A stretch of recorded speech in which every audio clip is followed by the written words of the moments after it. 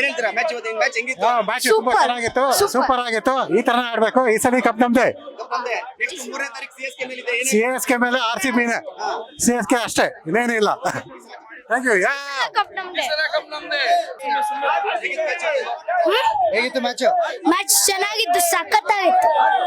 ಆಮೇಲೆ ಈ ಸಲ ಕಪ್ ನಮ್ದೆ. ಜೈ RCB, ಜೈ ವಿರಾಟ್ ಕೊಹ್ಲಿ. ನಿನ್ ಫೇವರೇಟ್ ಯಾರು? ವಿರಾಟ್ ಕೊಹ್ಲಿ. ತುಂಬಾ ಚೆನ್ನಾಗಿತ್ತು. RCB ಟೆನ್ಷನ್ ಕೊಡ್ದೇನೆ ಯಾವತ್ತು ಮ್ಯಾಚ್ ಗೆಲ್ಲಲ್ಲ ಅನ್ಸುತ್ತೆ. ಎಲ್ಲ ಕುತ್ಕೊಂಡು ಬಂದ್ಬಿಟ್ಟು ಬಟ್ ತುಂಬಾ ಚೆನ್ನಾಗಿ ಆಡಿದ್ರು. ಏಜಲ್ವುಡ್ 19th ಓವರ್ ಮಾತ್ರ ಅಲ್ಲಿ ಅದೇ ಸ್ಪೆಷಲ್. ಅವರೇ ಮ್ಯಾನ್ ಆಫ್ ದ ಮ್ಯಾಚ್ ಆಗ್ಬೇಕು ಅನ್ಸುತ್ತೆ. ಅವರಿಂದಾನೇ ಮ್ಯಾಚ್ ಗೆದ್ದಿದ್ದು ಏಜಲ್ವುಡ್ ಅಂತ. 100% ಈ ಸಲ ಕಪ್ ನಮ್ದೇ. ಜೈ RCB. ಇತ್ತು ಒಂಥರ ಕ್ರೇಜಿ ಮ್ಯಾಚ್.